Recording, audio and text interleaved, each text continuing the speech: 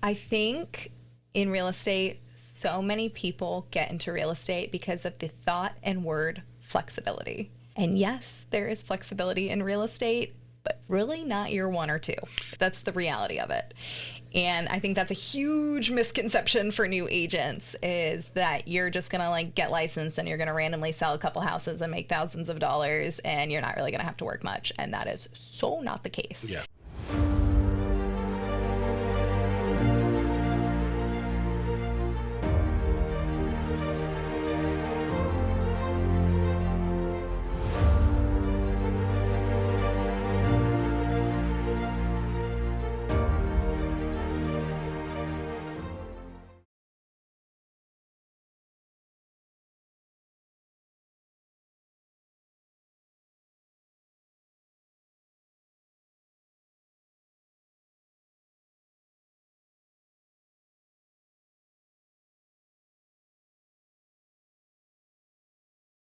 Hey, welcome back to the Real Estate Excellence Podcast. Today I'm joined with Taylor Diaz of the Keller Williams Atlantic Partners here in Jacksonville, Florida. How old is it?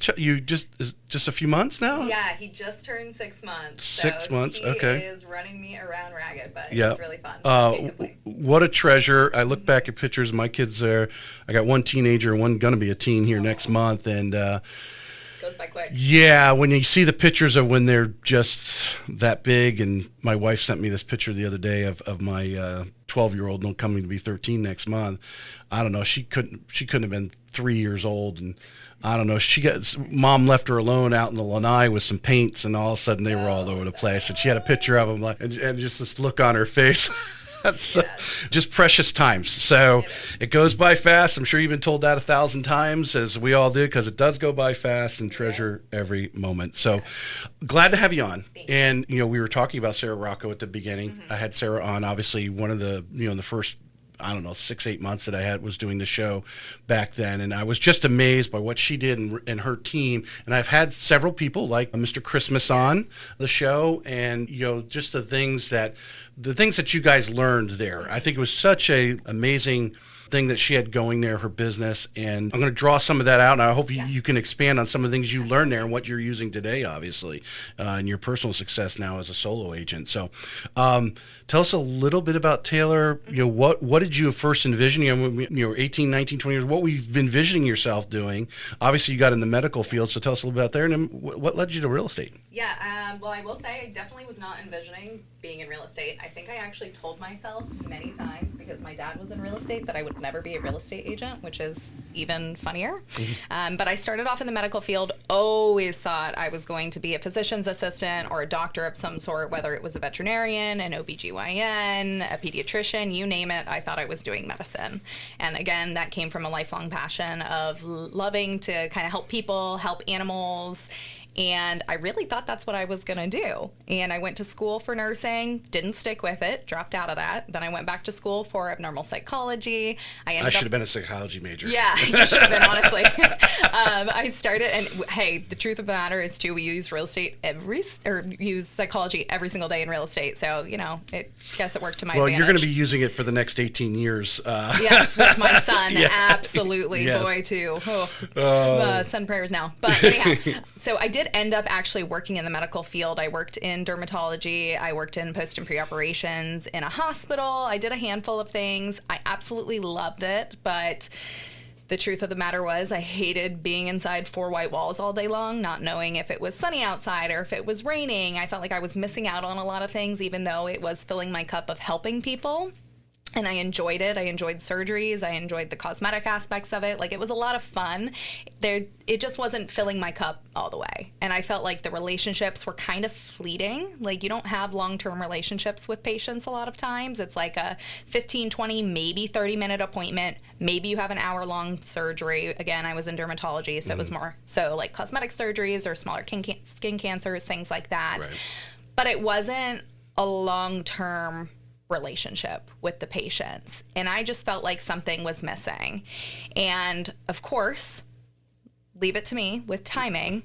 Right as COVID hit, I decided I was going to get licensed. So I took my class the day. That's been a big deal. I've had a lot of agents on that COVID has changed their trajectory. Yes, it was. And it was, I mean, there was a couple of other things involved too, right? I was with my now husband for a long period of time. We were trying to figure out life. There was the financial aspect of it. There was a lot of factors involved. And so I decided that I was going to go get licensed, because no way in heck was I going to go back to school for another 8+ years and have hundreds and thousands of dollars of debt to be in medicine. Even though, again, still a passion of mine, I still do miss it to an extent. But I was like, all right, you know what? We're going to give it a go. I love interior design. I love architecture. My dad's been doing it forever. My mom's also licensed, but she works in timeshare. It's like, let's just try it and see what happens. Took the test for the class. Signed up for my state exam. The morning of my state exam, we get the email that the world has shut down, including all testing centers. And I was like, you have got to be kidding me.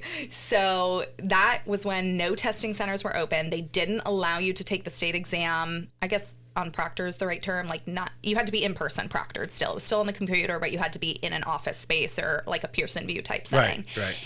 And it was kind of like first come, first serve when the testing centers reopened again. So, like, you didn't get an automatic placement. Because they were only putting so many people in that space Correct. At any one time. And they didn't reopen, I think it was until, like, mid-May. And it was like, check the testing center websites multiple times a day, every single day, and see if you can find something that pops up. Right. Mid-May, I found one that popped up in Gainesville, Florida for June 1st. And I was like, that's an 1.5-hour drive from here. But there are no other options. And I've been checking every single day, multiple days, and I need to get licensed. Yeah. And mind you, I took my class in February. So this is February to like May now. And I'm like, I've probably forgotten half of the what stuff that I learned. So I crammed for like 40 hours over the week that I had between when I scheduled and when my test was for. Mm-hmm. I went to Gainesville the night before because my test was at like 8 a.m., I think it was. And I was like, okay, well, I'm not driving from the beaches to Gainesville the morning of an exam. Stayed at a hotel. It's when the riots were happening. Riot happens. Fire alarm goes off at midnight. I'm crying. I'm like, oh my gosh. I drove it out in Gainesville. There was a riot in Gainesville? I didn't know that. Yeah, I had an 1.5-hour drive there. I'm staying in a hotel. I'm paying for a hotel to take this real estate exam. I've taken all this time off work. I have no income. Just want to let you know I need a KW cup. I don't have a KW cup. You do. You need KW or you need a TD Homes one. Mm-hmm. There we go. We'll get that in the works. Okay. But took my exam, passed. I was so grateful. It was just like a whirlwind of emotions. And then started in real estate like a month after that. So do you actually go right to the Rocco team? Or no. Okay. So this is always, I think, one of the most important decisions in a real estate agent's career, besides deciding to get into real estate, which I think you should talk to some agents, maybe even shadow an agent before you make the decision. Agreed. And then the next step is you really need to find that brokerage that does business, or a team leader or whatever it may be, that you are going to learn under or mentor under, that's doing business the way you're okay doing business that way. Because the way Sarah was doing business is not, it would scare away a lot of people. Yeah. Definitely. How'd you make that choice of where you went first? So I started as a solo agent. I interviewed at a couple brokerages. I did speak with another team. Again, my dad was an agent with Keller Williams at the time, and he made the connection with our team lead here. Because where is he at? My dad is in like the Melbourne, Cocoa Beach area. Okay. So at the time, made the connection with Mark Dilworth, who was our team lead at Keller Williams at the time at the Beaches office. I sat down with them, sat down with like Berkshire Hathaway, a couple of other teams, another brokerage, and I went KW direction, number one, because of the educational opportunities and the training that they had. Well, your dad was there too. He knew. I was going to say number two, my dad and the relationship. Yep. Number three, it was location. It was close to my house. Right. And, it is what it is. Anyhow, I'm glad I went there. And I started as a solo agent. I was a solo agent for about 9 months. And initially, I was like, okay, I see this person and this person are doing this. I can do this. No problem. Totally fine. I have a large friend group. I've got a lot of people here. I've been living here for, at the time, 9-10 years. So I was like, this will be not easy. That is not the word I want to use, but I'll be able to get this thing moving. So you graduated from high school here? No, I graduated from college here. Graduated from college. Okay. Yes. I was, all right. Well, I thought you were younger. A little bit more. All right. But so I tried to do it for about 9 months. Again, I was still working in the medical field at that time too. I wasn't willing. My parents were super helpful, and my now husband was also super helpful with helping kind of keep things going from a financial perspective on the back end, living situations, stuff like that. But I also don't like depending on people, and I was not willing to let go of my medical job full time and kind of deep dive into real estate. So I was trying to do medicine and real estate, and it wasn't really working. How many hours a week were you? I was only doing 20 hours in the medical field, so it was like part-time and part-time essentially. Yeah. But as most of us know, to be really successful in real estate, you can't do it part-time. At least I couldn't figure it out. So I was doing medicine part-time. It was also right when COVID hit. So of course everybody's like, oh, the COVID market was great. It was crazy. Well, not really if you didn't really have active customers, because not a lot of people wanted randoms helping them out, right? It was like who you know, who you trust, who was referred to you. I didn't have a referral basis at the time. You know, I had some friends and family members that worked in real estate, like my dad, like some of my dad's colleagues and stuff like that, that could refer, but it was just slow moving for me. And then one of my girlfriends was in Rotary, and she said, hey, there's this really awesome real estate agent that's going to be speaking as a guest speaker, whatever day it was. At the Rotary. Yep. And I think you should come join. It was Sarah Rocco. And I was like, okay, yeah, no problem. I'll tune into it. Kind of like it's going to go in one ear and out the other. And I'm listening to this woman, Sarah Rocco, speak. And I'm like, dang, she's cool.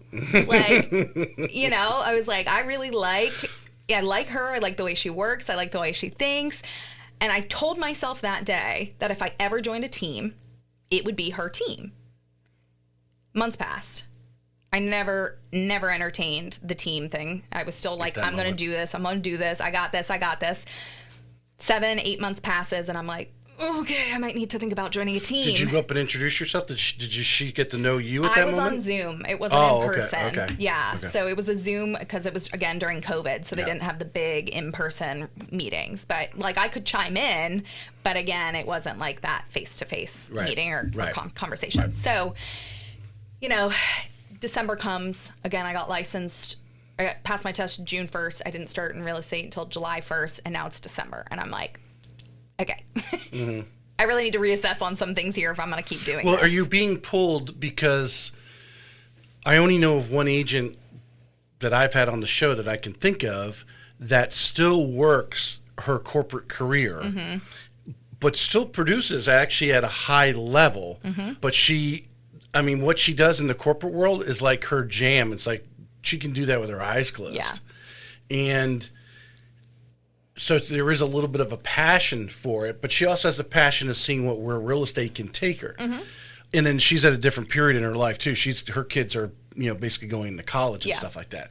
So I think it's difficult when you're doing something and it's not really like fulfilling your life. It's not completing you. Put a little Jerry Maguire in there. You're looking at real estate going, man, I really actually like this and the potential's so high, but I got to hang on to this. And so it starts tugging you back and forth. I would imagine you were going through this. Yeah, there was definitely a little bit of tugging. Again, like I always thought I was going to be in medicine. Always. From the earliest that I can remember. At first, I remember it started being I wanted to be a vet because I was animal obsessed. And like that's the direction I was going to go. And then it progressed into humans because I was like, I can't stand watching an animal suffer. So let's go to people. Them down or whatever. Godly. I've cried more over dogs dying than any human. Yeah, literally. So yeah, there was definitely a pull, and there was a lot of like, okay, did I make the right decision? Do I go back to school? Do I become a physician's assistant? Do I become an MD? And then that opposite pull of like, oh my gosh, I really don't want to go to school for another 2, 4, 10 years, whatever direction I ended up going, right? And then there was also the pull of, okay, well, I was not old, but I was like 24. And I was like, like whatever decision I make now is really going to affect what decision and like the trajectory of my life. So like where do I want to piece this together, right? But I'm also so stubborn in the sense that I was like, I'm going to make this work. Like, failure is not an option. Like, this is going to happen. Whether I like it or not is going to be a different story, but I'm going to make it happen, and then I'll make the decision on if I want to do this or not. And so, lo and behold, that month, the Rocco group posts that they're hiring. And I'm like, okay, well, maybe this is my sign. Let's just give it a go. Let's put the ego aside. You know, okay. I'm curious about this. The ego was there. All right, let's get right to it. So you go over and to put out there for everyone who doesn't, I didn't know Sarah. I don't know if I actually even had been introduced to her before. I actually had her on the podcast or not. But she had this presence about her. Oh, yeah. Yeah. And I can only...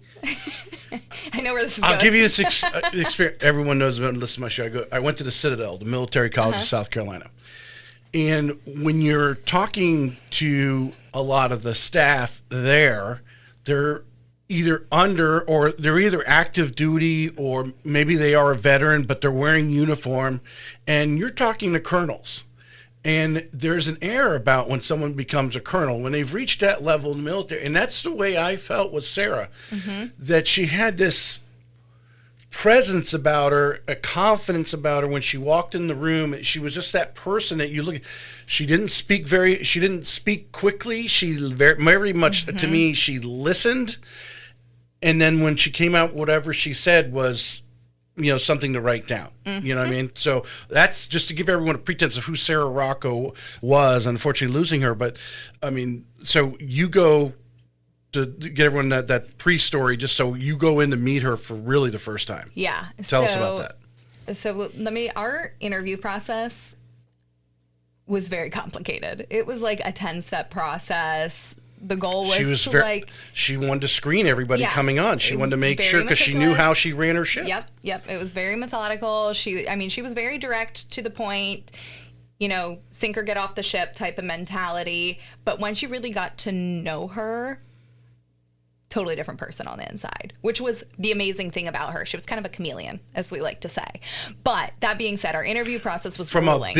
From running a business to going out and having a little happy hour afterwards or something. Yeah, personal perspective. So our interview process, it was, hey, I applied. Then I reached out and I spoke to our executive assistant. I didn't really talk to Sarah until the actual interviews. And again, it was multiple interviews. I think in total I had 7, and then there was 10 steps total. 7 different times you had to go over there? Yeah, well, between one was a phone call interview with Samantha Cox, who now runs OpSuite, because she was our director of operations at the time.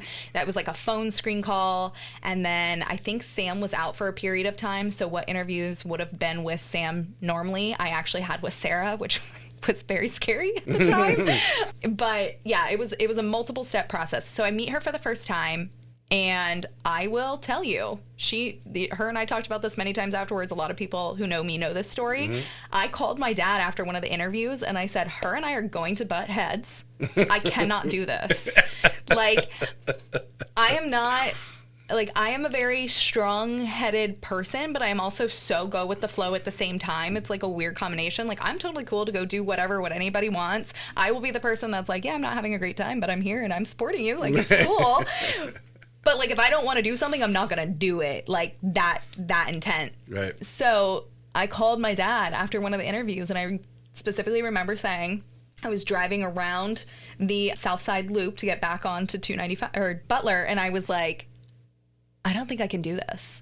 Her and I are going to butt heads. We're not going to get along. Did your dad have any insight on Sarah? Did he know Sarah or no? A little bit, that what I had told him. Okay, so not anything that she could give you any big background. Okay. No. So I was I really don't think this is going to work. And at the end of every interview, Sarah kind of had this red light, green light card, if you will. It wasn't an actual card, but we would just talk about it and say okay, if everybody's a green light, we're going to go on to the next step.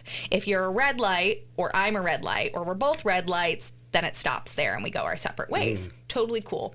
And I remember at the end we had this lifestyle interview, and the lifestyle interview was basically this is going to sound really crazy the way I say this, but breaking down your entire life to try and make sure that there was a cultural fit involved. It was really trying to get to know somebody from a deeper perspective versus okay, you check the box for this, you check the box for this. It's hey, do you actually fit from a culture perspective? And the culture thing was a huge thing with the team, and it really made or break somebody staying part of the organization, truth be told. So we get to the end of that interview, and she looks at me and she goes, I feel like I'm on an episode of The Bachelor and I don't know whether to give you a rose today or not. I was like, okay, cool. Same, but cool. Like, man. I don't like being told no. I can tell you no, but I don't want to be told no. So, we left the interview and that was the one that I called my dad and he's like, Taylor, she's successful for a reason. She's got all these great reviews. She is where she is for a reason. She's not been in the industry long. You need to put your pride aside and you need to learn something from her. Like, see what happens. If it doesn't work out, it doesn't work out, but see what happens. Because what she evolved there, and that I'm sure was an evolution of that and bringing people on their team, because I do know teams here, some of them have made it through that I've known. We'll just say, I've talked about Christina Welch's team all the time because I've known Christina when she first started. She's awesome, and she's created a team totally in a different way than what Sarah did. And Sarah was more of a tactician, if I could use that term. Yeah. She studied a lot and went to a lot of conferences, if I remember her telling me when she was on. So we don't want this to be the Sarah Rocco show. We want this to be Taylor's show. So I want to know, what did you take in your personal development as a person, as a real estate agent, from what you learned being on the Rocco team? It's a great question. There are a lot of things, honestly, that I took from Sarah Rocco herself and from being a part of the organization. I think the biggest things, and I feel like you actually hear this quite a bit nowadays with top producers, and maybe that's the key there, is you're hearing it from top producers, is really like relationships over transactions. That is the biggest thing, and I feel like that slides through the cracks a lot. Like, it's not a relationship in the sense of like, hey, you're buying a house with me, I'm going to talk to you and pretend I'm listening and we're going to smile and have good conversations during the transaction, and then it's gone with the wind once the transaction's done, right? It's a, hey, I really want to get to know you, you're going to get to know me, we're going to actually create a relationship, I'm going to text you on your birthday, I'm going to congratulate you when you have a baby, I'm going to send you my condolences when a family member passes. I want to be like involved in your life. Like, I want to know about you. And a big part of that actually goes hand in hand with successful relationships in real estate and getting somebody into the right neighborhood or the right community. Like, what's your lifestyle? Tell me about you. Tell me about your family. Like, there's so much of that actual deep dive into a relationship that's important with real estate. And I think that's like the biggest misconception with real estate, and something that Sarah was really, really good at driving into us, as you have to focus on the relationship. And that's why I think she was so good at, like, she was an observer, right? Like you kind of mentioned, like, you sit back, you watch, you listen, you take it in, and then you talk. And I think that is a big part of the skill of being a successful real estate agent. That, and then DISC personalities was another big thing that we focused on, which I also think is really important. For those who don't know DISC personalities, like the DISC, DISC. So you analyzed, she's taught you how to read your customers. Correct. And start putting them into these, into the categories that DISC Yeah, so creates. It's an assessment that you can take. I recommend taking it. I took it. We all took it on the team. And then really understanding the different personalities. Again, that kind of goes with the relationship, but it also goes, again, with kind of like navigating how you're working with buyers and sellers, right? Like, you're a high I, for example. Like, you're really personable, you're social, you like to talk, you like to get to know people. If I don't match that personality, we're not going to get along. If I come in stone-faced, straight to the point, I don't want to chit-chat, I don't want to get to know you, I'm not reciprocating things, we're probably not going to work well together, right?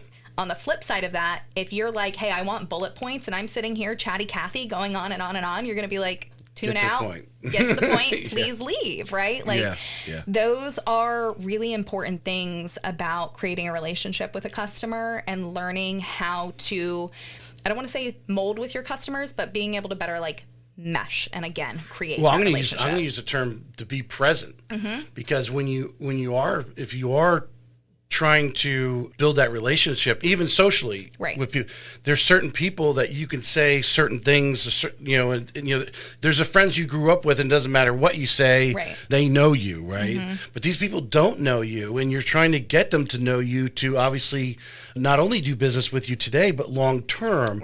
And I think that is what I'm sure took Sarah to a different level too, because I think, would you agree, a lot of agents come in, you dealt with at the Rocco team, you had a lot of young people there.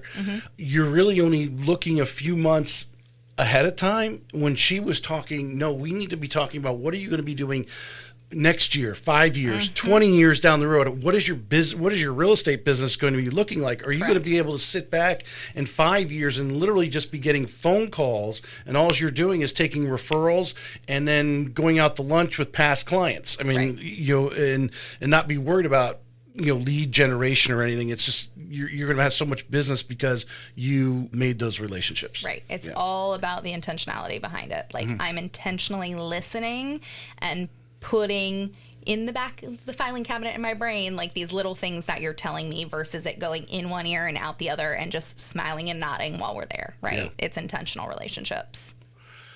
You said about 9 months before you went over to Sarah, right? You were in the business. And just to expand on, because I think this is another important topic that a lot of agents have to understand, and you've expressed it. I use the analogy walking billboard. Every client that's in front of you, you have to see that as a marketing opportunity, because that person, if you are building a relationship and you're going beyond just the transaction of the sale, you actually are sending them the cards and having lunch with them occasionally, or just catching up with them, following them on social media and that sort of thing. You have a walking billboard out there, and the more billboards you put up in town, the more business you're liable to attract. Right. Yeah. Yeah. No, I agree with that entirely. Yeah. I think the best people in this business are hopefully building you long term. And the thing is, you don't really know, it's kind of that thing, the analogy, if the tree falls in the woods and no one's there to hear it, does it make any sound? And you don't know whether you built this relationship until it actually starts to bear fruit. Correct. Until someone actually refers, oh, I must have really pleased Sally because she referred me somebody. That you don't really know until that actually happens. And the marketing that a lot of us spend on, a lot of agents I see out there spending a lot of money with videographers, which is great. But I'm telling you right now, if you're not in the AI space, if you're not getting back to, I was telling you about my friend Jim with Read Tomato, and we're gonna read some of his questions here, but if you're not building that website that's going to attract those people that are now online searching through AI for things, and you're not the expert they're citing, you're missing out. But the great thing is, it's such an infancy stage. Not many people are doing it. You can jump in right now and actually be an influence in there. That's just my speech on that. So you get started with Sarah. Let's talk about, you're locked in. Tell us about, she has a routine there. This is what the team's going to do. Yeah. Tell us about that and what you learned from that. I ended up leaving my medical job because there was no way I could be involved with this team and try and balance both. It just wasn't possible because, again, it's not an opportunity where I'm in a corporate company and I'm sitting at a computer at my home and I can flex and I can do these things like I'm in an office in four walls. She wants you guys coming patients. For certain hours. Right. And we had to be in 3 days a week. Right. So we had a meeting on Monday mornings. We had what we called WIGs on Wednesdays, which are a wildly important goals meeting. And then we had team lead generation on Fridays. So 3 days a week, mandatory in office, unless you had a legitimate excuse. That was what did you see from your perspective, your time there? Because obviously, how long had she had the team by the time you got there? Oh, great question. A few years. About 5 years. 5 years? Okay, so she had worked through a lot of things, and I imagine a lot of people had come and gone. But now she's very particular who she's choosing, and obviously you made that cut. Very intentional. Very intentional. Did you see some people who made it through the cut that didn't last long? Yes. Yeah. Okay. This is very important because as a real estate agent, you need to find your tribe, as Patty Ketchum said. Yeah. You made it through the tribe. You led the tribe in the end. Others thought they were getting into a tribe, but didn't like the tribe. Right. What were some of the challenges that they had? I think in real estate, so many people get into real estate because of the thought and word flexibility. And yes, there is flexibility in real estate, but really not year 1 or 2. That's the reality of it. And I think that's a huge misconception for new agents, is that you're just going to get licensed and you're going to randomly sell a couple houses and make thousands of dollars and you're not really going to have to work much. And that is so not the case. Yeah. So I think the biggest hurdle with those that didn't end up staying a part of the team, whether it was mutual, whether it was one party said goodbye or not, I think it was the amount of discipline that was needed to be on the team and the amount of hours that had to be committed to, because it was pretty much a full-time job, if not more. Like, you see all those funny reels all the time that it's like, I got into real estate for flexibility, but now to avoid my 9-to-5 job, and now here I am working 24/7. Mm-hmm. Yep. Well, that's another, I mean, that's an interesting, just a sidebar from it, to understand that real estate is a lifestyle. Mm-hmm. If you're getting into real estate, you are 24/7. Yeah. You're working on Sunday afternoon. If there's an offer to be made, you know, or house to be shown, that's when you're doing it. Yeah. And I think a lot of people that have the 9-to-5 mentality don't understand that. Correct. That part. Go ahead. Yeah, because they can shut it off as soon as they leave the office versus like it might be 10 o'clock at night and I've got a customer on the West Coast and it's only 7 p.m. for them and they're just now getting home after their kids are settled and they're like, hey, I need X, Y, and Z done, or I want to see this, I want to see that. And it's like, okay, well, this is the only time you have available. So It's 10 o'clock on a Wednesday. Here we go. Yep. So I think it was a lot of the, you know, the commitment that was required and the discipline that was required to be a part of the team. Like, we had to sell, I say lightly, because again, there were expectations, but there were also like, hey, if something crazy happened, but you worked your butt off, it's okay as well. Like, we were supposed to sell a minimum of 24 houses a year. You know, we had to have a certain amount of numbers for lead generation hit a week based on your personal goals, right? Mm-hmm. Like, people would be like, well, I didn't hit that this week and, you know, I'm flustered. And it's like, well, you set that goal for yourself. Like, yes, the team goal is 24 a year and we break that down, right? That's trust me, standard. Sarah created that with the plan. Yes. That wasn't just let's just let everyone create their own goals. No, she created it to hold your feet to the fire. Correct. Because it's like, you know, it's one thing if it's like, you know, I'm working for you and you're like, hey, you need to sell 24 houses a year. Let's work backwards. And that means you have to have X amount of conversations to sell 24 homes a year, yada, yada, yada. But it's another thing to say, okay, the minimum's 24, but what's your actual goal? My actual goal is 35. Okay, so now you're really being held accountable for your stretch goal. And like, you made that goal for yourself. Why aren't you hitting your numbers? Right? So I think that was the biggest thing that really, like, I don't want to say deterred people, but the biggest reason that people didn't end up staying on the team. Yeah. 24 homes. I mean, you're in the top easily 5%, easily in this area with the average price point there. But again, I think to talk about the value of joining a team, not necessarily running the way Sarah did, but her mentorship, her experience. Obviously, you guys had some leads coming in. Yep. So there's money being exchanged there for you to produce. Did you see people who truly just even plugged in at the minimal level, plugged in and went after the 24? They got there. Mm-hmm.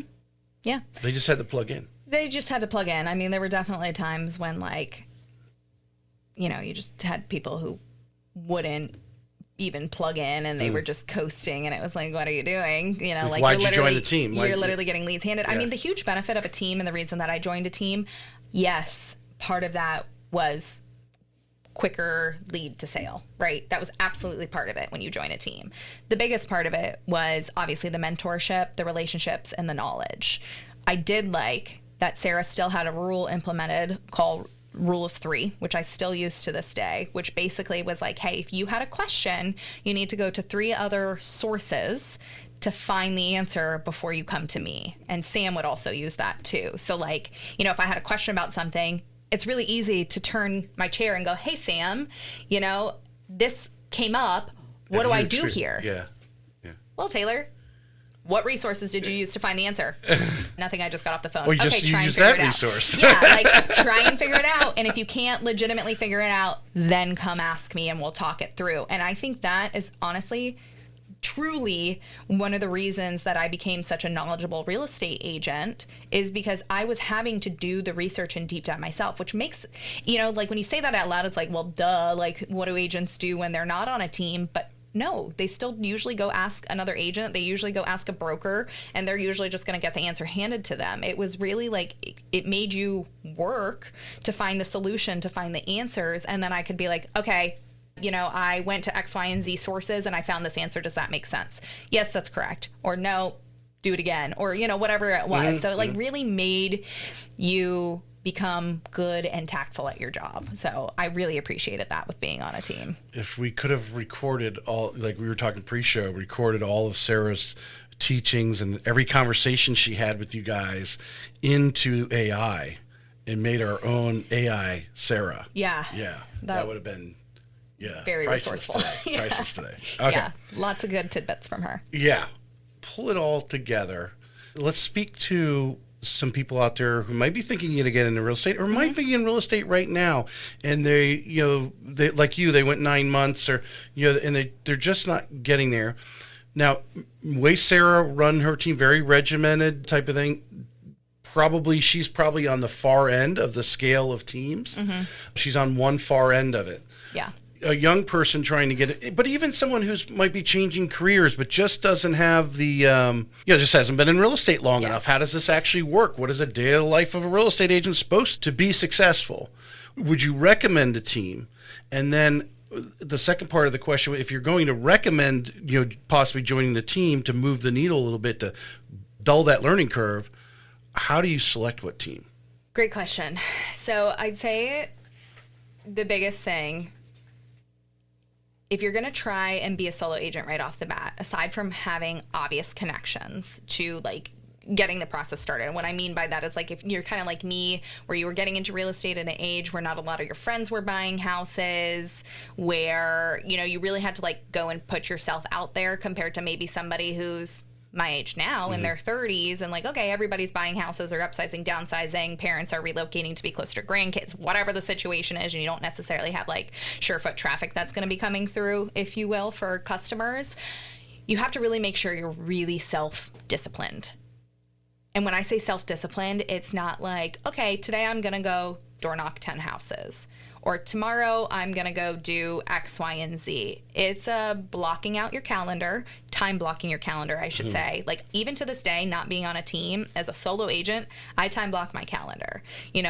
Okay, for 2 hours, Monday through Friday, at these times of the day, whatever it is, I'm doing my lead generation. What lead generation am I doing that day? Am I cold calling? Am I door knocking? Am I circle prospecting? Am I going through my sphere or my database? Like, pre-schedule it out for yourself, for lack of better words. So it's not like, okay, I wake up today, what am I going to do?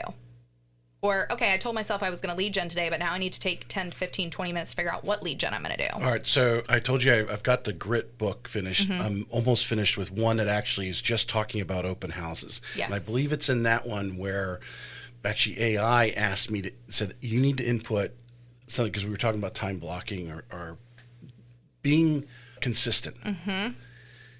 How important is it that you are time blocking, because you need to be doing X amount of hours of whatever that task is that makes real estate agents successful, whether it's calling, whatever it is, that you are time blocking that in every week, whether it's daily or once a week or whatever it is, because you got to consistently do it over time to really measure, is it moving the needle? Correct. So let me start off by saying, what works for me might not necessarily work for this agent. What works for this agent might not work for me. In other words, we might not see the same results because my personality might really excel at this versus somebody else's personality might really excel here. So some people like cold calling. Some people love it. Some people like to knock on doors too. Yeah, exactly. So like when new agents ask me what exactly worked for you, I love to share, but I'm also like, don't get caught on the fact that that worked for me if it doesn't work for you over a period of time, because you might be really, really good at farming, or maybe you want to focus on farming, and I'm really, really good at cold calling or whatever the situation is, right? So typically the rule of thumb, and a lot of people have heard this, is 30, 60, 90 days. It's a 30, 60, 90 day rule. What you are doing today, you are going to not yield those results for 30, 60, or 90 days. Real estate is a time game. When have you ever met a customer today, got them under contract today, and closed and got your paycheck today? Never, right? That's not how real estate works, right? You could meet a customer and get them under contract today, which is incredible, but it's still going to take you 30 days on average to close. That's not the norm.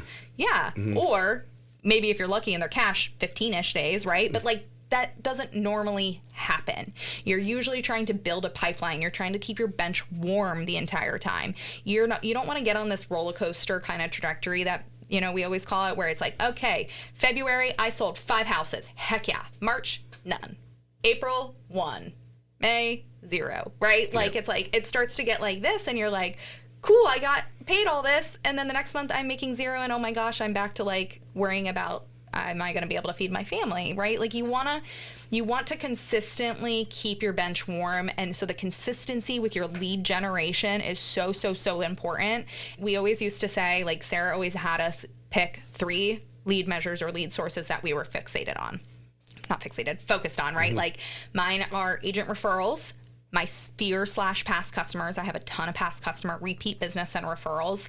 And then the kind of one that I do a little bit more like reaching out, if you will, are typically like open houses, circle prospecting, that kind of stuff. And you may rotate these 3. They might be, they're not, you don't like, these are your 3 for life. You might say, this one's not working, I'm going to kick it out, bring another one in. Correct. But I try and give it a valiant effort of at least 90 days to see if it sticks or not for a measurement, because by the end of 90 days, you're hopefully starting to see things trickle. But again, especially if you're just getting started, at the end of 90 days, you might only have 1 result. You might not have 5 or 6 or 7 results like you may after years in the industry. So it's all about, perspective, measuring, setting your goals up in advance. Like if you want to sell 1 home a month, how many conversations do you have to have? How many appointments do you have to have? How many calls do you have to have? Like working backwards almost. So how important it is, and this is something I talk about in the open house book, the people who make open houses, one of these 3, that you're tracking everything you do. How much social media did you put out? How many people did you personally invite? How many signs did you put out? What time of the day? How important is it to track all of that? It's very important, especially during different times of the year, which is what I think a lot of agents forget with open houses a lot too. Because like, if you try and do an open house middle of the day in July, you're not going to get anybody because they're going to be out on boats. They're going to be at the beach. They're going to be doing something outdoors with their kids. Or in the air conditioner somewhere. Yeah, or they're going to be somewhere else, right? Like it's not likely that they're going to be just waltzing into your open house on a beautiful sunny Saturday morning, 11 or noon, right? So there's definitely different strategies involved with open houses, the tracking, making sure you're doing advertising at a certain period of time in advance. Like, yes, a lot of traffic from open houses comes from signs, but if you're marking it appropriately in advance, you're also going to get a lot of traffic from that. Like if you're planning to do an open house the day your listing goes live and it wasn't incoming soon and you couldn't advertise it prior to, then you're really only going to get sign traffic. So you really better be strategic about where your signs are being placed and the time of day and day that you're doing it. So there's a couple of factors. I believe just like the successful agents are, whatever that number is, 1% of the agents make 90% of the money or whatever, something like that. The people who are doing open houses really well are a very small percentage. There's a lot of open houses, but there's a lot of they just show up, a few minutes before, stick half a dozen signs in some corners and hope someone shows up. And you really are wasting your time. Where a new agent who has time can really take advantage of, even sitting someone else's open houses by executing a play from the start of the week, starting on Monday with a Saturday open house, executing a play to get some people to show up and create some energy around it. Door knocking, circle prospecting, mailers.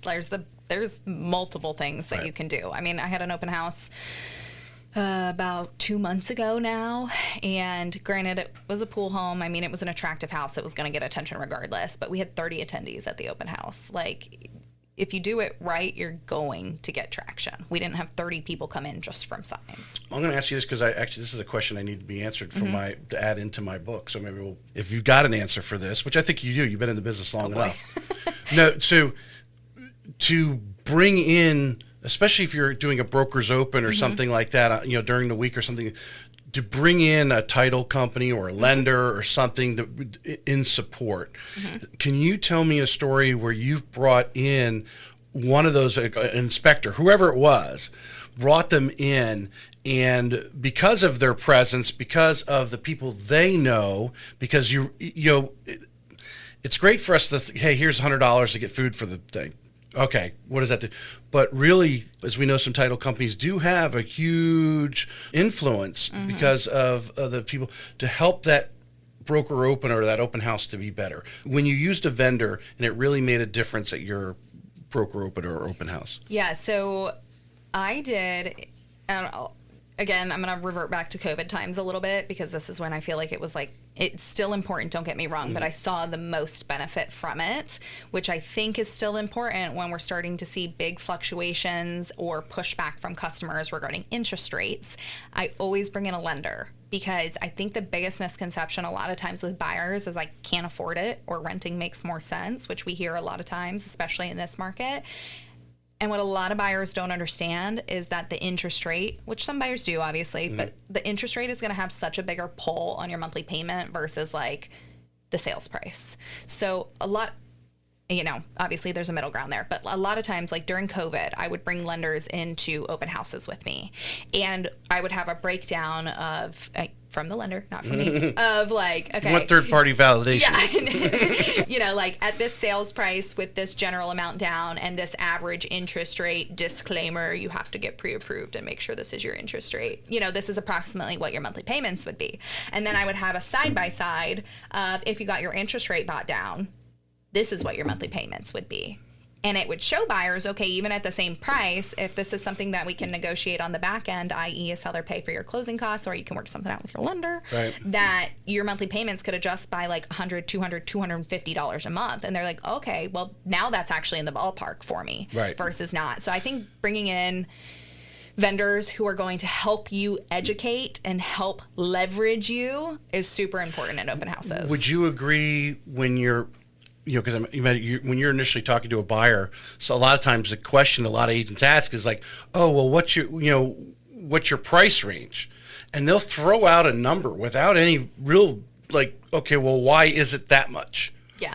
Well, because I only have this much to put down. Okay. And it's really down to that payment. Mm-hmm. They want to get to a certain loan amount because in their mind, there is a payment, but it's actually not in the front of their mind. Right. They are thinking, oh, I need to be at 500,000. Why do you need to be at 500,000? Well, I need my payment to be here. Well, you and I know, depending on what community you move into, whether they got a CDD or you're in Palm Coast, the taxes are higher. All those things play factor, and it can swing your payment several $100s. Yeah.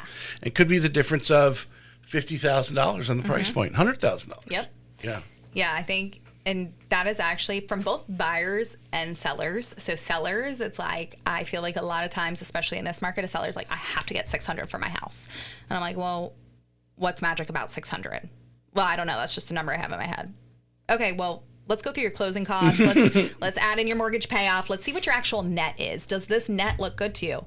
Oh, yeah, that's $70,000 higher than I thought. Okay, great. So because that's long-term thinking. Yes. Because they have a number in their head, but really deep down, they have a number they want to walk away with. Correct. And that's truly what you want to be talking about. And a lot of times sellers don't understand what the associated closing costs are with selling a house. And then sometimes they forget about commission, or sometimes they forget that they have a mortgage payoff, or they don't realize like X, Y, and Z has to be done. And then sometimes they're like, oh, wow, that net's a lot lower, and maybe it financially doesn't make sense to sell now, or it's a lot higher and they're pleasantly surprised and we have more room to work with. I think there's a question in our strategy questions here about that actually right there. So let's dig into them. Okay.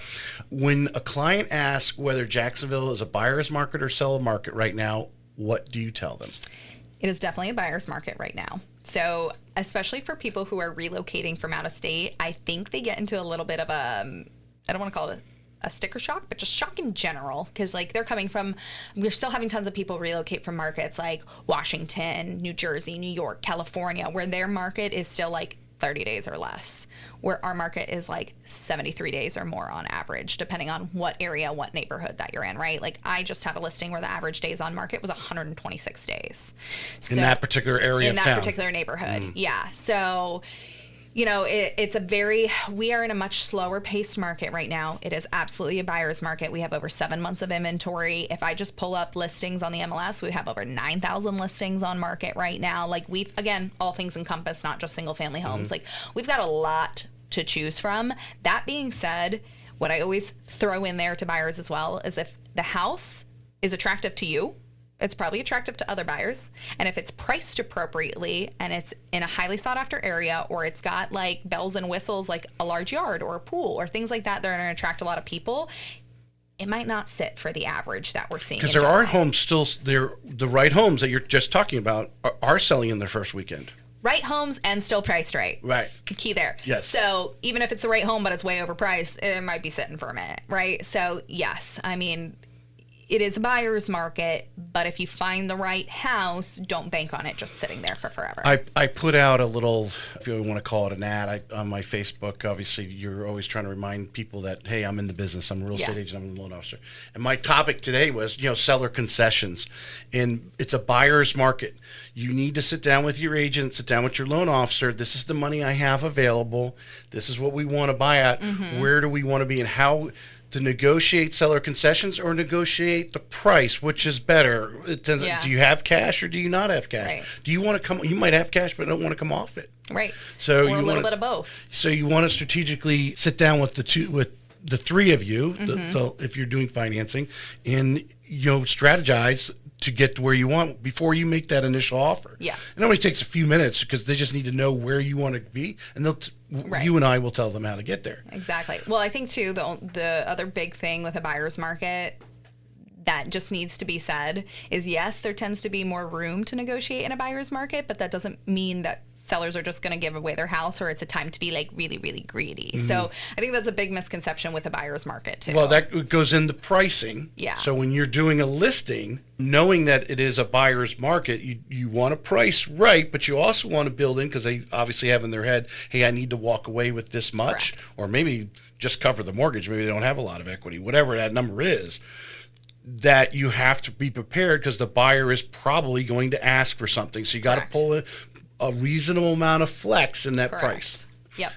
Here's the next question here. What does it really cost to sell a home in Jacksonville right now? So on average, I would say for most sellers, Florida's a little bit different than a lot of other states. I hear all the time, like, sellers will start going through like a closing cost net sheet, and a seller's like, I didn't have to pay for that in North Carolina. I didn't have to pay for that in California. I'm like, that's cool. That's great. We're in Florida. Mm-hmm. So yes, very good point. Yeah. And every state's different. So if you don't know, you need to ask questions, and hopefully your agent is going through an estimated seller net sheet breakdown with you. It's really going to depend obviously on price point. It's going to depend on commissions that are negotiated and agreed to.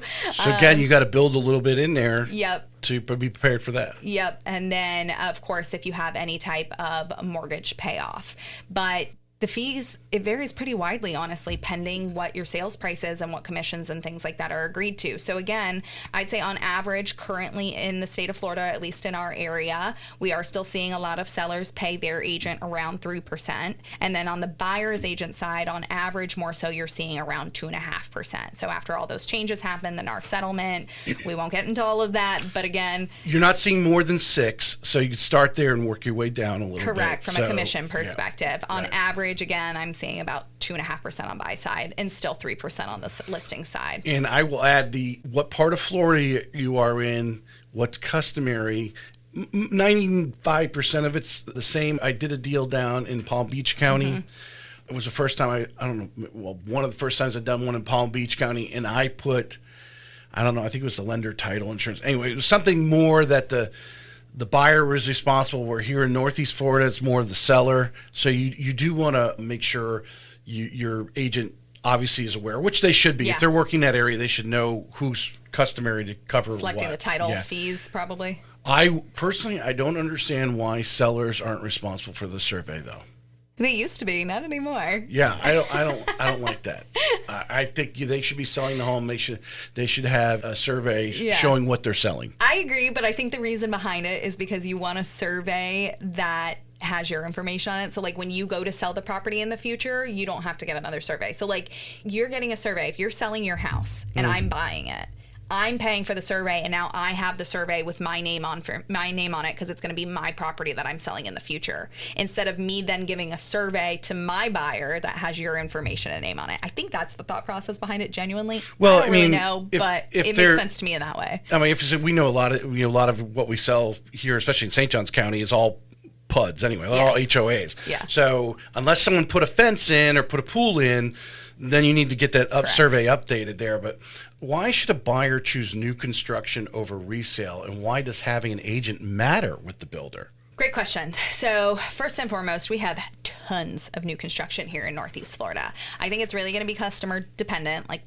new construction's not for everybody, but I think one of the big draws and the big benefits of new construction for most buyers, number one, is the peace of mind, especially in this market, especially the way interest rates are. When you're already paying a quote unquote premium monthly, it's nice to have the reassurance and peace of mind that you're probably not going to have to go and replace an AC within 3 months of being in the property. And if you are, hey, guess what? It's covered under warranty. Same thing with the roof or any other major system. If glass breaks in a window, that might be covered under the 1-year builder warranty. Like, there's lots of benefits in that perspective to where you're not paying a high monthly payment plus having to ensure you have cash in hand to do these big maintenance or upkeep changes, things like that. Second part of that, builders right now are offering tons of incentives, and whether it's to buy down your interest rate and help those monthly payments, whether it's to give you large amounts of money towards design or structural options if you're building a house from dirt, whether it's literally just negotiating sales price down, there's lots of opportunity in the new construction world. Again, we have a lot of master plan communities here. You get the benefits of lots of amenities and everyday conveniences at your fingertips. There's lots of things that new construction offers you that other things like older houses that might not be as energy efficient or, have lots of wear and tear, things like that need. Now, working with an agent is super important in new construction, number one, because the site rep, yes, they are agents, but they work for the builder. I'm going to repeat that again. The site rep works for the builder. Okay. Yes, they do. So with that, yes, they're going to tell you and they're going to make things feel like all rainbows and butterflies. They're going to be like, oh yeah, don't worry, I got you. We're going to give you this great deal. They're not giving you a deal. Okay. They're just like nixing down what the builder has already told them. They have free range to nix down, not going the extra step of saying, hey, no, you can actually negotiate these things a lot further. Or, hey, they're also not telling you what you can't negotiate on. So like sometimes buyers will fixate on like, I really want to negotiate this. And the site rep will go, okay, let me go talk to them about it. And I'll see if I can get it to work for you. That's not going to be something they can negotiate anyway. They're going to come back and say, listen, I fought really hard for you, but it didn't work and we can't get that down. Versus an agent who really understands new construction, who's been around the block a time or two and can be like, working hey, with that builder and knows has the relationship, knows that can't be negotiated on. So they're not going to waste their breath, and we're going to focus on the things that actually can be worked through. Other big thing with agents, especially who've worked with these builders and been in the design studios a lot, is a lot of times you'll see buyers go in and they get fixated on light fixtures. And it's like, I understand you want the house to be turnkey when you move in. I get that. But let's focus on the big things that are going to be really hard or cumbersome or costly to do after closing, i.e. countertops, cabinets, flooring, especially tile. Like, you don't want to have to you don't want to pick up the floors. Yeah, you don't want to pick the basic builder grade if that's not what you really want, and then have to deal with jackhammering up tile after you move in and deal with the mess and things like that. Like, okay, if you're deciding you're going to want to do a less costly LVP in this room at a later date, go ahead and put the basic builder grade carpet in there, right? Like, do the basic builder grade carpet and do the LVP with an outside contractor for less money post-closing. Do the light fixtures post-closing. Do the hardware. Just let the basic builder hardware get put in. You likely can go down to Home Depot and Lowe's and have a bigger selection for half the price. Correct. Well, like even hardware, like on cabinets, like people are like, okay, well, if they're going to put the basic builder grade one in, I don't like that. I'm just going to pay the extra for this. No, let them put the basic builder one in there so the holes are already in place. That way you don't mess up the holes installing the hardware later. If they mess it up, they've got to repair it, replace it, and then go pick the hardware that you like later, right? Like there's little nuances and things like that. Solid stuff. Wow. Yeah. But that's why we should be working for Taylor if you want to buy. I was just saying, that was an infomercial right there. I got you. I do a lot of new construction. You have Jack's Beaches on your areas that you like to work. What is actually happening right now at Jacksonville Beaches in the luxury market space? And I don't agree that luxury is a service. I believe when people get luxury certified, they're getting certified to work with clients at a higher price point, that have different demands than the track builder customer. Yeah. What's going on at Jacksonville Beach in the luxury market? So I'm going to argue that with you a little bit because I believe it's both, right? I think luxury is absolutely price point, but it is also a service. And what I mean by that is like here in Northeast Florida, we classify luxury as $720,000 or higher. So if you sell a certain amount of luxury homes per year, you're luxury certified. I'm luxury certified because I sell a certain number of houses over $720,000 a year. That being said, I also do think it's a service in the sense of like, if you came to me and said, hey, Taylor, my budget's $200,000, or you came to me and said, hey, Taylor, my budget's $1 million, I'm not treating you as a customer any differently other than, hey, we're looking at different types of houses and I might have to go and do extra steps one way here or the other, right? Like, yes, there are going to be some nuances that are different at certain price points, but I'm not going to treat you differently as a customer because of your price point, if that makes sense. Now, that being said, luxury market in Jacksonville. Number one, it's a wide range of luxury, right? So what I think there's been a big misconception where a lot of people, again, are relocating to the area and they go, okay, it's Florida, it's Jacksonville, it's not Miami. I can get in and get a 3,000 square foot house for $700,000. No, you can't. Right? Like, our prices for luxury are starting to quote unquote catch up to other areas of Florida that you see. We're also seeing lots of new construction come into Jacksonville Beach. So if you start to actually pay attention to our market, we're not seeing tons of people just renovating, you know, the 50s build homes and making them look luxury. We're actually having lots of builders and contractors come in and tear down and build these 1.2, 1.3, 1.4 plus $1 million houses in Jacksonville Beach. So if you actually start to look at what's on market in Jacksonville Beach for $1 million plus, no longer are they just the small block homes that have been flipped, for lack of better words, or have additions onto them. They are actually brand new construction houses, which is great because I think then again, you're getting a little bit more bang for your buck in the sense of, you know, like them being newer, them you not having to worry about like AC crapping out on you in short order, things like that. Like, the quality of the build is actually there. You know, once you cross A1A or 3rd Street, it's a totally different caliber of luxury. Again, North Jacksonville Beach is going to be mainly like hotel and commercial and things like that. But in South Jacksonville Beach, you do have some luxury east of 3rd Street as well. But we are definitely starting to see prices come up, even though we're in a buyer's market for luxury price points at the beach. And there's just like a wide variety of opportunities. It's a unique space. Mm-hmm. There's only that space. Right. And there's only that home.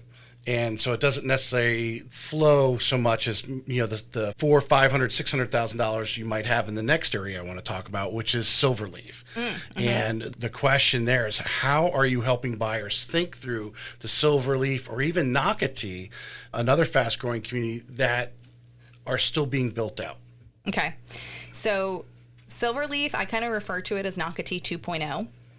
And what I mean by that is it's a large master plan community like Nocatee, but totally different caliber, if that makes sense. So Silverleaf is going to be the largest in comparison master plan communities to Nocatee from anything else. So like, it's going to be larger than Rivertown, it's going to be larger than Shearwater, it's going to be larger obviously than Beacon Lake and Beach Walk and things like that.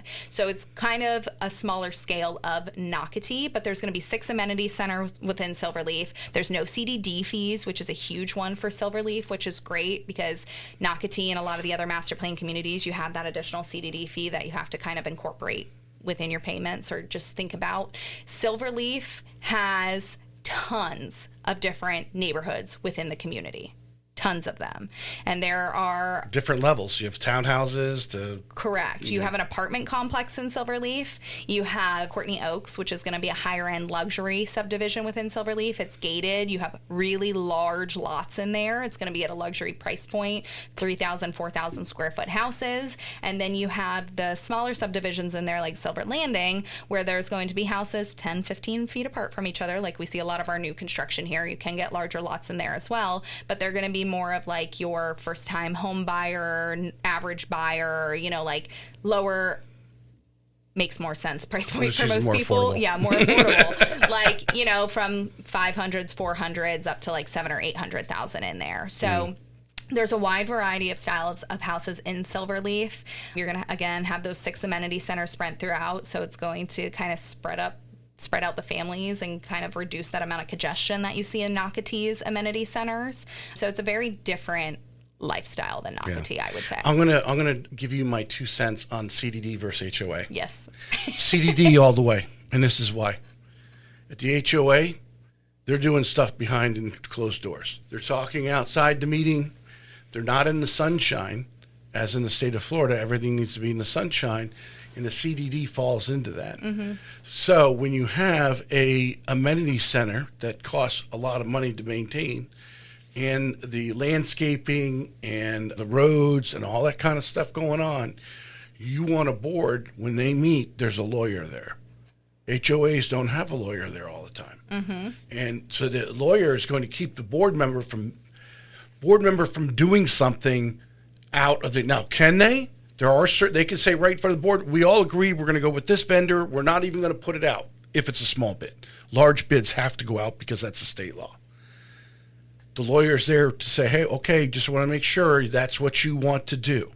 And he's basically telling you he doesn't recommend that because it could come back on the board or come back on that individual.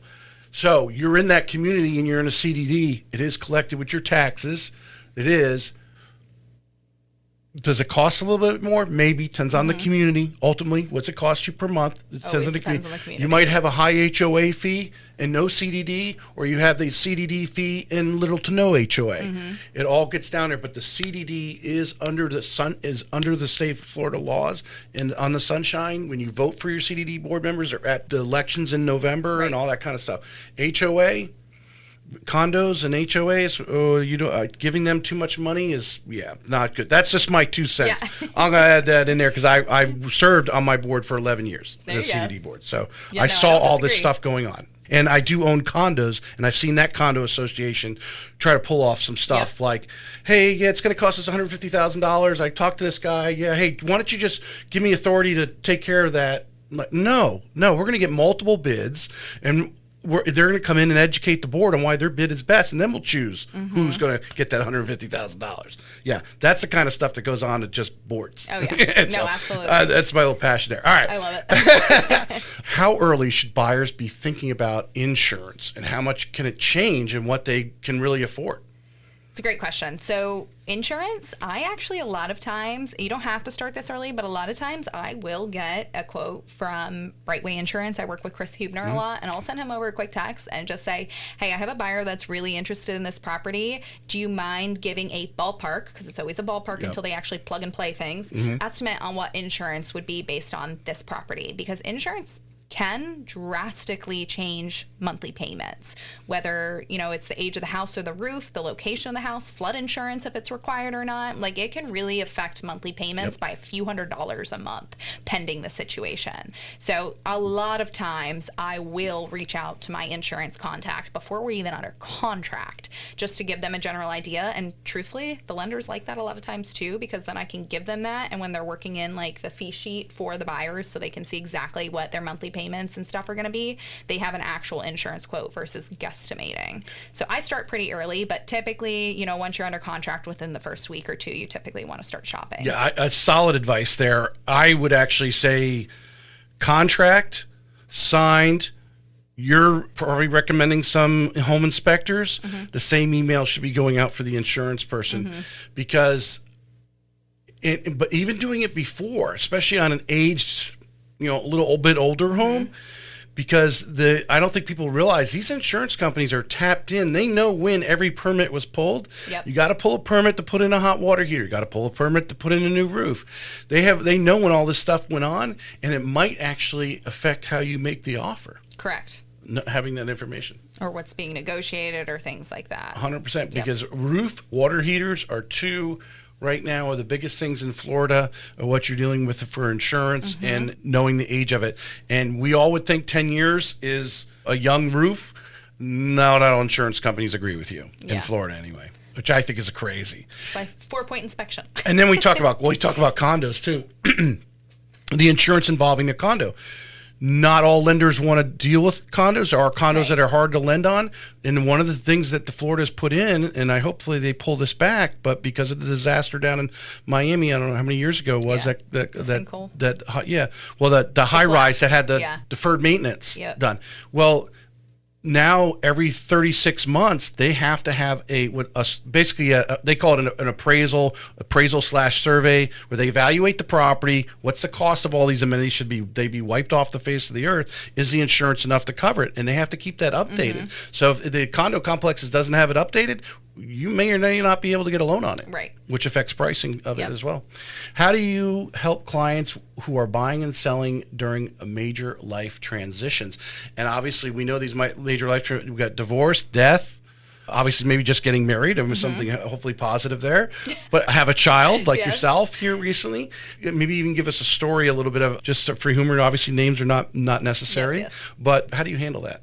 Yeah, I think it really, again, goes back to that relationship focus that we talked about before.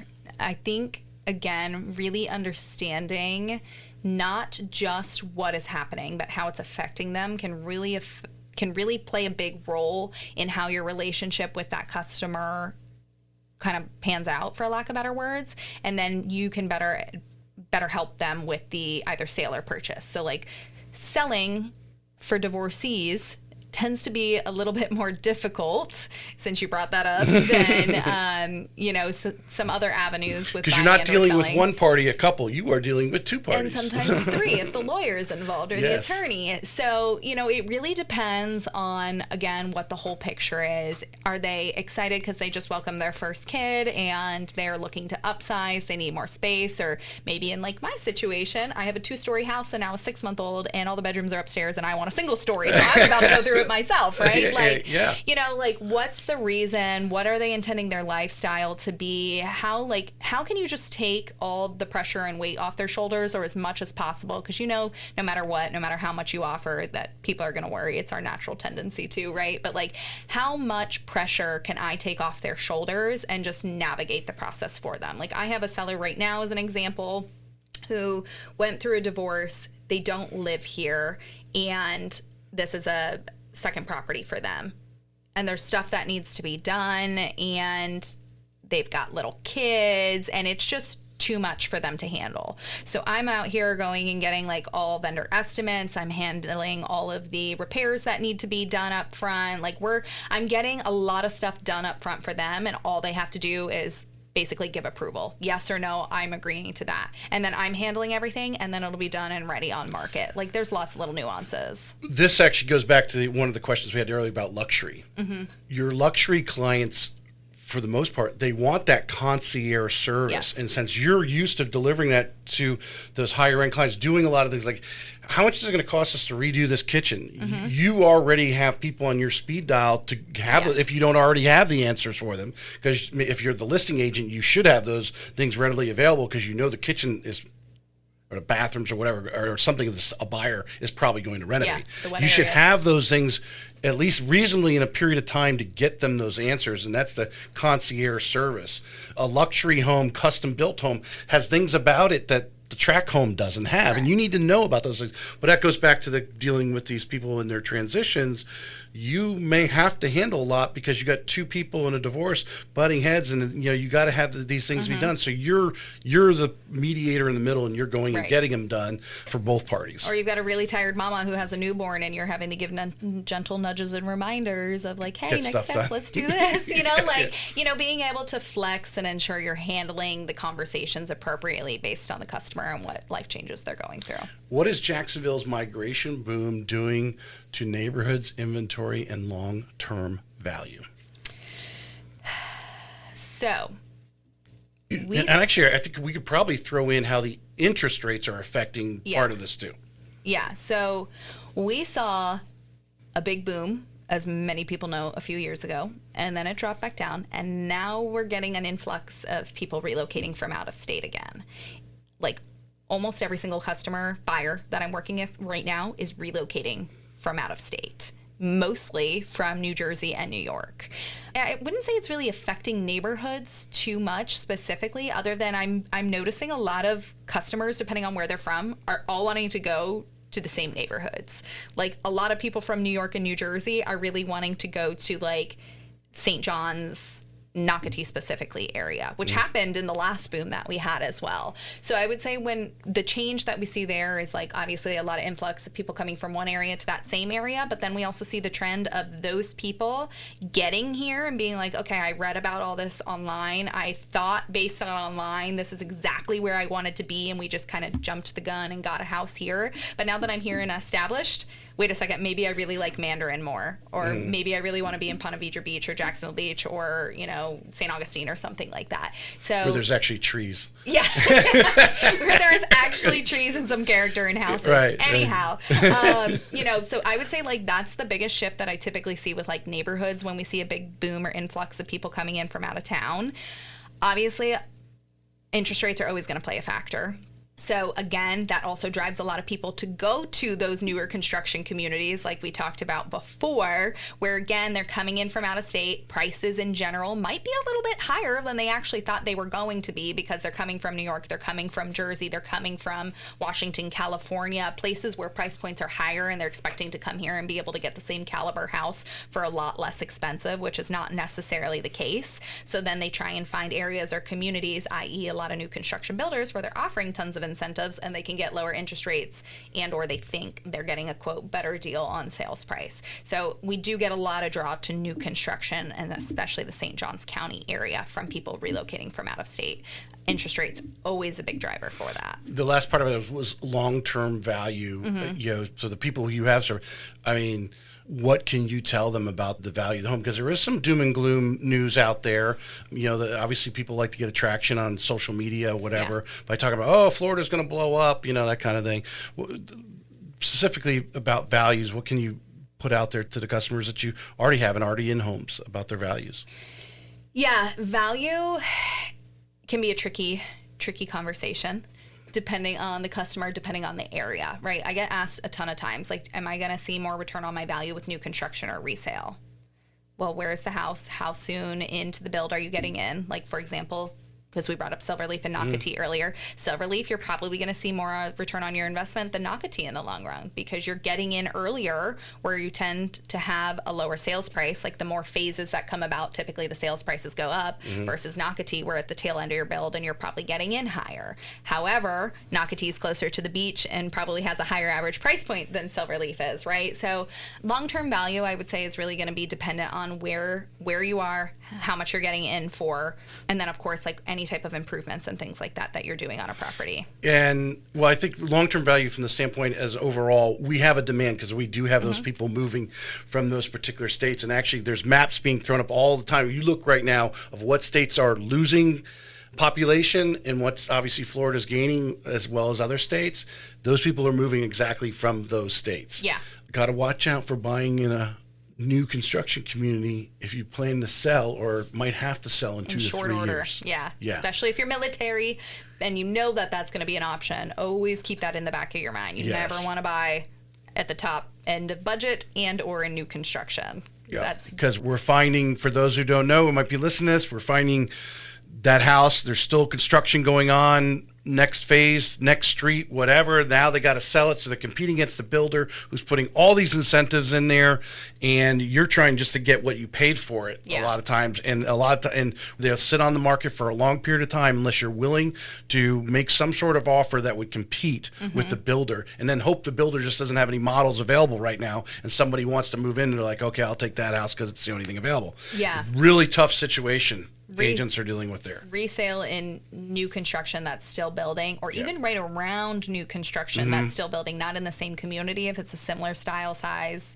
age house, but you're not in that main subdivision, it can be really, really hard because you're competing with builders that are giving this when you might only be able to afford to give this. All right. Most popular question out there right now for buyers waiting, and I'll tell you right now, for those listening to you, it is middle of March or near the end of March of 2026, and we've basically, with the Iran conflict going down, oil prices going up, rates have basically gone up 0.5% over the last few. So we're really no points interest rate on a 30-year fix. You're in the mid sixes right now. So for buyers waiting on rates to come down, what do you tell them? I say don't. Okay, so here, it's a double-edged sword, right? Because there are absolutely situations for somebody where it literally financially does not make sense right now, and that's okay. There's going to be a time, there's going to be a place, but don't fixate on the interest rate. Fixate where you are financially and what financially is going to make sense for you on a monthly perspective. If a lender's telling you can afford $500,000, what's the next question? Oh, we'll tell you what's can afford the monthly payment. Okay, you could be told that you can afford $1 million, but again, if you want your monthly payments to be $3,000 or under, you're not going to be at $1 million, right? I think the actual right term, forward is actually not the right word. That although it's used, just like you said, it's actually what can you get approved for, and we can generally approve you for more than what you actually can afford. Yeah, or what you should afford. Yes. What you want to afford, right? So if everything else makes sense and the only thing that's holding you up is, well, the interest rate is 6.5 instead of 5.99, or I heard my friend has a 6.25, why am I at a 6.5, right? The reality of it is, once interest rates do drop, if they do drop, when they drop, the market's going to go crazy, right? And then what happens when the market goes crazy is there's more buyers that you're competing against, and sales prices are going to naturally go higher. So yes, you might end up with a 6% or a 5.99% interest rate as opposed to 6.5, but the sales prices have now gone up, so you're basically at a break even when it comes to your monthly payments, or around there. Just what you have felt here in the last couple of weeks with buyers who you talked to versus the previous 2 or 3 months where we started to see, on the conforming, the VA and stuff was getting into the 5s. Now that's up to 6%, but you started to see, 5.875, 5.99, 5.75, depending on anyone's particular situation, their attitude and ready to buy versus just what you've seen the last 3 weeks. Flip the switch, yeah. Flip of the switch. It was like rates started to go down just a hair, like not really affecting your monthly payments drastically. And buyers came out of the woodworks like, okay, I'm ready to buy. And then we had multiple offer situations even again, which we haven't seen in a minute. So like I had a listing that went $15,000 over asking price. Prime example right there, right? Tons of interest. Rates went down. We hit it perfectly with market, spiked interest, competition, $15K over asking. Now, again, all this other stuff's going on. Rates went up a little bit, and I don't want to say it's become crickets, but things have definitely slowed down again. You're getting a lot more hesitation. A lot more buyers are going, okay, well, let's maybe just wait a month and see what happens. Sellers are saying, all right, well, I want to hold a little bit longer because I know all this is going on and I know this is buyer's mentality. So prices aren't per se dropping with a lot of sellers right now. So it's kind of a double-edged sword there. Yeah, no, 100. If you're waiting, there are others waiting to buy, and when they're thinking the same way. There's a trigger. I always said in the last years, so 5.875 is going to trigger a buyer to go. I will say, if you think you can afford that payment, at least for the next 12 or 24 months, sometime in there, you are going to likely refinance because rates will drop. And the amount of loan, right now, if you're putting money down, you're putting 20% down, and you want to refinance in 6 or 12 months because the rates have dropped 0.5% or whatever, most likely you're not even going to need an appraisal. Fannie Mae and Freddie Mac are waiving a lot of appraisals because they have all this data now. This technology's gotten better, and they're like, yeah, that's fine. We're paying there. We're going to give them a lower interest rate, which is the mentality of the VA and the FHA loans. Why they have streamlined processes is because they just want you to afford your payment. They're not worried about making the interest. Trust me, after that loan goes to a servicer, the servicer's getting the same. Now, the investor gets something different, but they're not, the investor's getting the servicing doesn't care whether you refinance or not. Right. I mean, they do. They really, because someone's at 3%,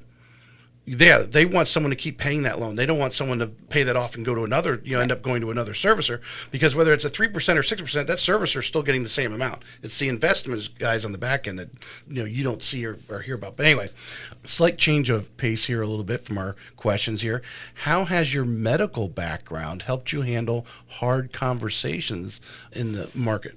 That's a good question. I think the biggest thing with having a medical background and being able to handle tough conversations in the real estate world is I like to think I have a little bit more tact when it comes to those conversations. You're gentler? I'm a little gentler.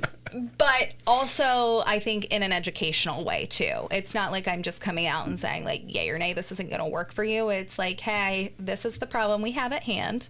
We have all these solutions, and let me help educate you or advise you on what the best option is for you, or at least help you get to that conclusion. Because I think, as I like to say, nobody goes into medicine to be like, I'm going into medicine because I want to tell people I have cancer or they have cancer. No, nobody goes into medicine for that reason, right? They go into medicine to be like, okay, this person has cancer. Now, how can I help them beat this? Solutions. Solutions can I provide them? How can I help relieve the pain? So on and so forth. And I feel like I have been able to really come from like articulate things enough to come from that manner of like, hey, let me help, whether it's a buyer or a seller, be able to kind of break things down and understand what they might need to hear in a tactful way versus what they want to hear. Because I think that's a big thing in real estate too, is you have to have those tough conversations. What are sellers getting wrong when it comes to preparing their home for today's market?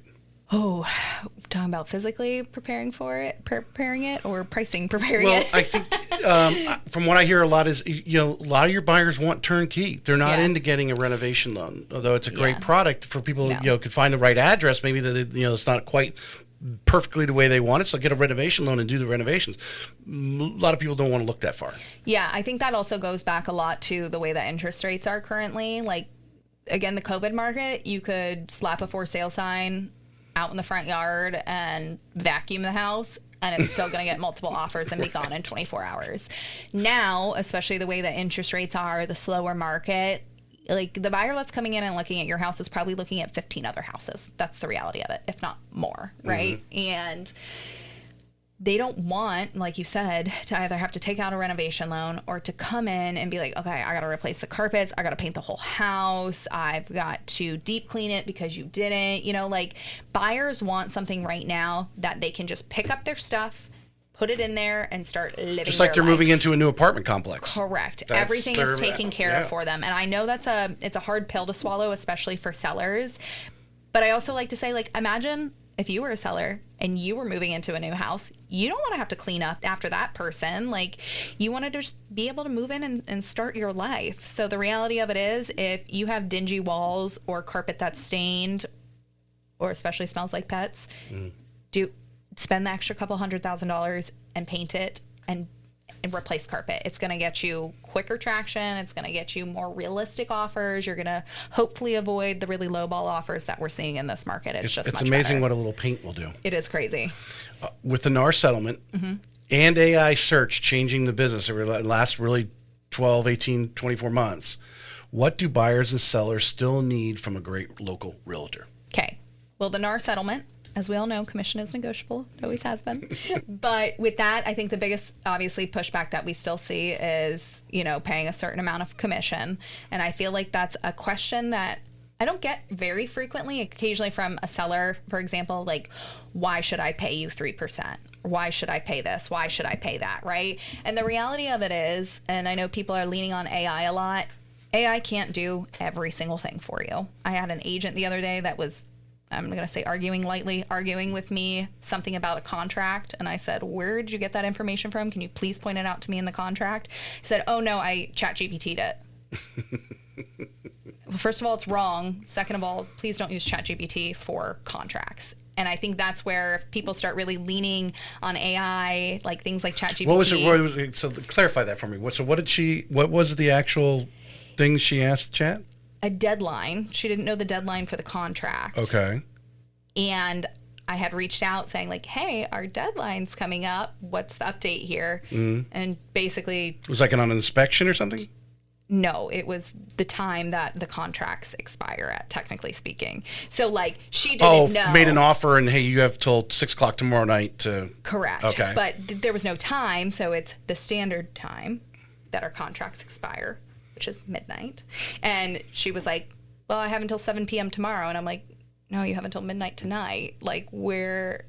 Yeah. Anyway, so long story short. Yeah, okay. So right. I just, because I'm an AI, go ahead. Yeah. So, I'm like, those things are great, don't get me wrong. I use ChatGPT and those things to virtually stage houses and, to fix my listing descriptions and stuff like that. And that is great, but you still need a person on the other end of the computer or phone handling these things for you. Like the negotiations, the contractual details, honestly, just the ins and outs of everyday life and how things AI, again, let me backtrack here. We're hired to remove emotion from the process, right? We all know that. As an agent, you are not supposed to be getting emotionally involved. If you are, let's have a conversation. AI removes that, which is great. However, if I have to go and I have to negotiate through bidonhomes.com, I'm annoyed that I can't actually speak with the listing agent or a representative on the other end, because our job as real estate agents is to get the deal done. to get something together that makes sense for both parties. And if you just implement AI, you're just going to get a black and white yes or no answer. We're all assuming we asked AI the same question. That's Correct. where she went wrong. If she uploaded her contract and had it analyze it, Be and totally different. and said, hey, based on the Florida contract, Yep. this doesn't have an expiration. When is the expiration? Hopefully, would have gave him the right answer, which is maybe we might want to test it. Yeah, we should test it. But like, that's a great example too, because like if I, you know, all these things that are constantly trending on social media, like, oh, make a caricature of me and what you know about me, right? And like everybody's posting, not everybody, a lot of people are posting like, okay, their caricature looks a certain way and it's doing this, this, and this. And then you see a random person are like, I'll do that and I'll get mine. And it's like a cartoon bobblehead animation versus like the actual caricature. So it's like, what source are you using? What Where prompt? is it pulling How from? did you? How did you ask the question? Like there are certain things that you just cannot rely on. Technology is great when technology works the way it's supposed to. And that's what I also say to like buyers when you're doing MLS searches. The MLS only works as well as the agent who inputs the information on the other side. Yeah, that's right. Right? Like I did a condo search the other day and my buyer specifically wanted a condo with a garage.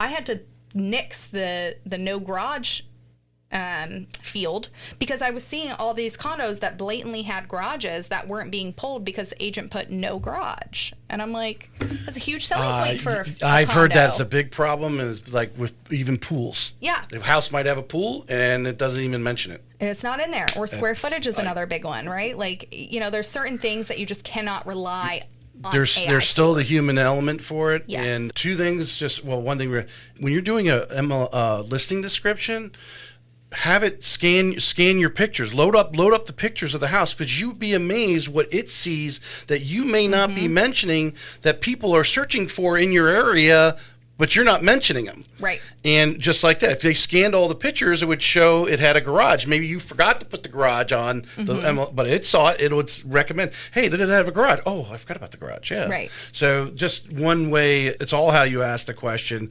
on AI. And then, you know, obviously there's humans involved, but you've got to start using it to me. And I'm just amazed at some of the stuff it's creating for It's me. a great tool. It's a great resource. I don't think it should be something that is or will replace if she asked agents the to an question, extent. if she asked a question, this would be interesting actually to test it to see and ask the question. I'm buying a real estate in Jacksonville, Florida. They're using the Florida contract. There's nothing, the blank, you know, so give it those specific details, not just, hey, because every state's different. We don't know. And it's trying to pull all this stuff from the internet where if you be very finite, it's going to go to the finite information and pull what you're actually asking for versus all this, who knows what's going on in Washington State. They might say, if you don't put a time in there, hey, you have until they sell it to someone else, right? Right. Who knows? Yeah, all the little nuances. And like it's technically 11:59 p.m. You know, like not technically midnight. You know, like there's those aspects of it too. So all right, I want to finish up. This is the biggest question of the day. Oh boy. Why do you love real estate? Oh, I love real estate for a multitude of reasons. Number one, I still get to fill my cup of helping people and keeping those longer term relationships. Again, it's not a 15, 30 minute, hour appointment with a patient. It's weeks, months, sometimes years of working with somebody and really getting to know them. Yes, there's an aspect of flexibility once you get to a certain point where I love that because, again, with my son, I was thinking about that the other day. Like, I have a girlfriend who has a baby that's 2 months younger than my son, and she had to go back to work in an office 9 to 5 when she was 3 months old. And I'm like, I am so lucky and blessed that I have the ability to still stay at home with my son and or to take him with me, because a lot of customers are like, yeah, bring him with you, whatever. Like, having that kind of flexibility of being able to like still raise my son and things like that. And also, I just really love the stories that honestly come with helping people find and or sell a home. Like, whether it's opening a chapter or closing a chapter in their life, I think it's a really awesome and special experience to be able to go through with people. Awesome. Yeah. I appreciate you coming on today. Thank you. This was a really good show. Appreciate you having me. Yeah. Finally. We created some great content. All of Taylor's information's in the notes. Whether you're looking at this on Instagram or YouTube or wherever it's at, just go down the show notes. You'll see her contact information. If she resonated with you, she's one of the top real estate agents here in Northeast Florida, and I'm sure she'd love to work with you. Appreciate you. Thank you so much. This may be it for today's episode of Real Estate Excellence, but we both know your pursuit of excellence doesn't stop here. To connect with the best of the best and really take your skills to the next level, join our community by visiting TracyHayesPodcast.com, where you'll meet more like-minded individuals looking to expand their inner circle and their personal experience. That's available at TracyHayesPodcast.com.